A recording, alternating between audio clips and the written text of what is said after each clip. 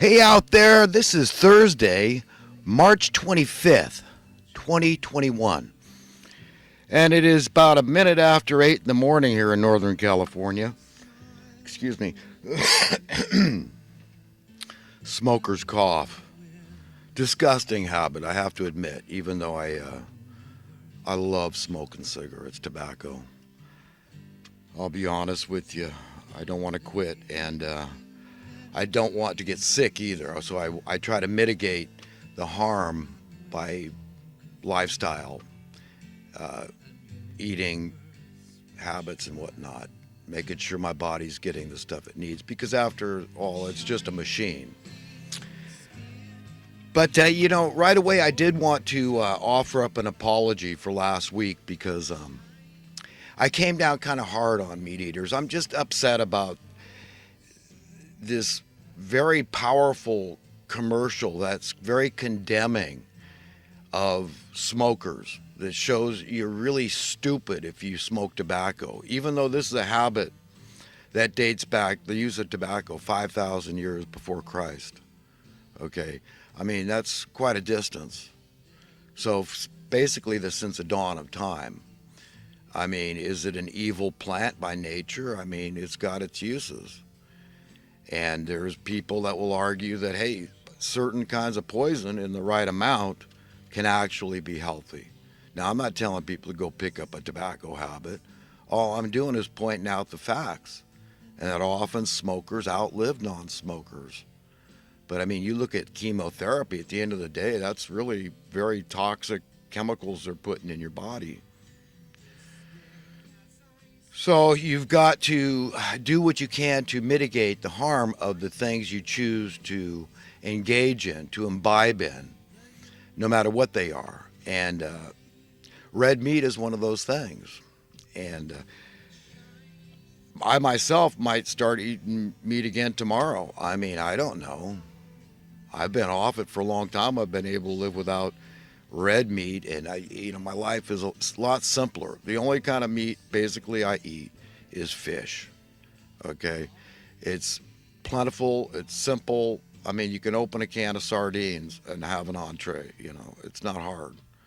So I'm just saying that it simplifies your life, and knowing that the gut cancers, the colon cancers, and all this stuff. I mean, it's widely believed that you get too much meat on meat contact, and it's not a good thing. But we're not hearing, we're not seeing graphic commercials explaining this to people and showing people that are dying and telling you, stop eating hamburgers. I mean, could you imagine? Let your imagination run wild and just imagine the implications of this in other habits, like people that drink aspartame, and show somebody that's got brain damage, like Dr. Russell Blaylock's clearly states very scientifically, okay, the evidence shows it creates wood alcohol in your blood system, your bloodstream, and that's very toxic in your body and brain. And it just, you understand. So I mean, as a tobacco user, realizing that, hey, you think you're going to get people to quit. I mean, by these commercials, I mean, people are making their own decisions. You got to make your own medical decisions. I mean, the doctors and surgeons will give you recommendations, and they believe them. I mean, but it's like anything. When somebody believes something, they can be very persuasive, very convincing. So you've got to do your own research. You've got to get differing opinions, differing viewpoints on stuff. I mean, am I being radical to suggest that? I'm not saying take my word for stuff. I mean, the most important thing I do with this video series is talk about God. I mean, I don't know how else to put it. Okay, but that's it. At the end of the day, if I can't save your life, how important am I to you? Okay, or any of us, right? So I look out into the world. I'm scared. I need help. I'm afraid of this thing we call death that's imminent. It's always that possibility exists at any moment. I'm very insecure, fearful. That's a tendency. And so how can I look to any person when I know they can't save their own lives? How do I know that? Because I can't save my own life. And I can't save your life, but I can point to one that I believe can. And that's that's the most exciting thing I've ever found in my life. Okay? I don't know when, but I know when I was a little kid, I had visions. I mean, my parents did go to church, so they're Catholics when I was really young, and so I've seen the imagery from a very young age. But I remember going into a closet in my house when I was 7 years old, 7, 8, right in that range, and it was in Santa Cruz, California, and it's just a dark closet. And I was praying. I don't know if what spurred it. There was a lot going on. When we had the Vietnam War getting started, it was horrific. The images that were coming out, flatbed trucks piled high with the bodies of these young soldiers. I mean, these are teenage boys. You understand? Men. I mean, but they allowed them in the service. These are teenagers. They couldn't have a drink nowadays, but that's what I was watching as a 7 year old. I mean, it's not that far away when you're seven and you realize, wow, that went quick. You know, I've seen a lot of very poignant crap growing up, and the assassination of JFK. I mean, listen, you cannot be a coward and ever hope to vanquish the evildoers in this world. Who are the evildoers? They're hidden. They're in the shadows. I mean, the figureheads for the establishment, the system, are president, Congress, Senate. Uh, we got the Federal Reserve in there. It's kind of a quasi proxy sort of kind of government entity, but not really. It's really privately held, and it's like, what the hell's going on here? I mean, this is spooky. The whole thing, I've just been paying attention, and it's just a scary system. I got to tell you. And the most important thing I can tell anybody is that we need God. We need God. I can't say it enough, like a parrot. So I'm thinking about getting. I'm romancing the idea of getting a pet. Thinking about a cat and dog, and then I think about. I used to have a blue-crowned conure. I had a couple of conures, but I really liked him. I called him Avocado, and he was God. He was a nice bird. Hello, and pretty bird, and he was a sweetheart.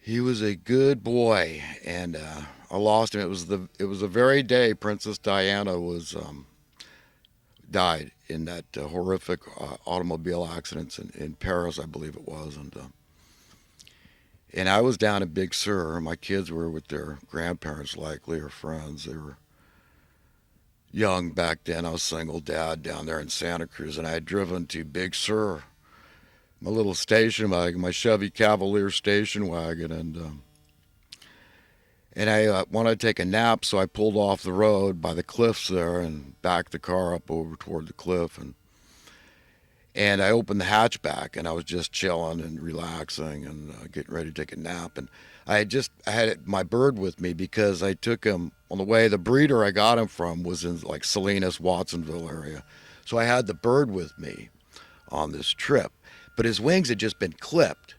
So I thought it was safe to leave the hatchback open. I didn't think that he would get spooked, but apparently the cars going by there on Highway 1 along Big Sur, the windy road, he got spooked and he shot out the back. When he was, the car was right backed up over the cliff, about 1,000-foot cliff, and he was gone. And believe it or not, I marched up and down that cliff. I mean, it was stable enough, and it was not overly steep, so where I couldn't walk around. There's a lot of wrecked cars down there. They just left them over the years.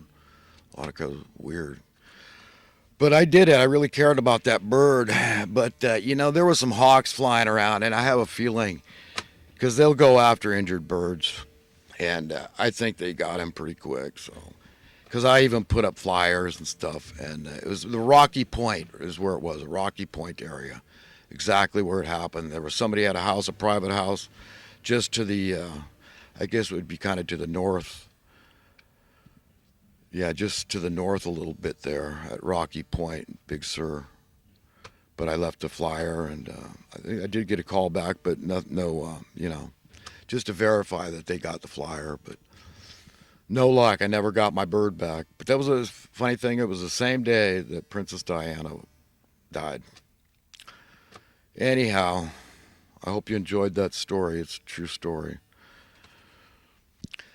Yeah, friends, how time flies when you're having fun. And I've had a good life. I've said it before and I'll say it again. I really have. To this day, I'm having a really good life. I really feel fortunate. I really feel lucky. And lucky is an interesting term because lucky, by default, infers it's a subjective term, subject to comparison, right? So, in order for somebody to feel lucky, that's something exceptional, right? That not everybody feels lucky. You understand? So, it's tempered immediately with that knowledge when you really understand that there's a big difference between feeling lucky and feeling grateful. Grateful is something universally we can all sink our teeth into. Gratitude, a spirit and attitude of gratitude. And just be grateful and thank God every day for so many things and the simple little things and all the bad things that didn't happen. I'm not perfect at it. I miss a lot of blessings. I mean, that's it. If we don't count our blessings, then what are they? They're missed blessings. But we're all getting those every day. We've got to understand ultimately we're God's children. And God is much like I like to describe God in my mind as a perfect set of parents. There's no way any of us can ever find any fault in our parents. You understand? They're the ones that gave us all the knowledge we could ever attain is a grant. It's a gift from above, from on high, from our parents, our divine parents, the Creator God Almighty, described as male and female in the beginning of the Bible. And I think that's perfect. I couldn't improve on it. Let's put it that way. And I don't think any man can ever improve on the idea. I mean, there's a lot of power in these opposites. The attraction, the power is there, like electricity and magnetism. I mean, and the power of invisible things has to be understood. I mean, look at the air we breathe. I mean, you take away the oxygen, and how long do we have to live? This invisible substance. It's incredible. Okay, we are incredible cosmic creatures. And we've got to try to wrap our minds around that and think way outside the establishmentarian box and really try to see through God's eyes, through his point of view, and understand that, I mean, he wants you to have everything your little heart desires and then ultimate, untold amounts more, okay? Like it's written that I have not seen nor ear heard what the Lord has in store for those who love him. I mean, to know love, what is love? I mean, God's our creator. He gave us our ability to understand love, to appreciate it and to value it. I mean, the cuteness of a puppy dog. I mean, that's God in that puppy dog. He's living vicariously through all creation. The flora and the fauna, it's life. He's the giver of life. When I say he, it's she. Okay, anytime, whether I'm talking about God or whether I'm talking about man. Okay, because evil doing men, I'm very tough on the evildoers because I'm their best friend. See, I'm not a yes man. That's another thing we need to differentiate, distinguish between who is a yes man in your life and who is your friend. Okay, and that's tricky business, and it takes divine tact, and none of us have it. Our instincts are screwed up because of the original sin. Basically, this organic thing that happened so long ago, it's affected every aspect of our essence, our being, our existence, the way we think, our paradigm, our reality. Okay, it's affected by these things. Primarily this thing called death. And that's what's so important. I mean, if you want to sink your teeth into something that's good news, that's why the gospel, the Bible, the scriptures are called good news, is because it'll take away the sting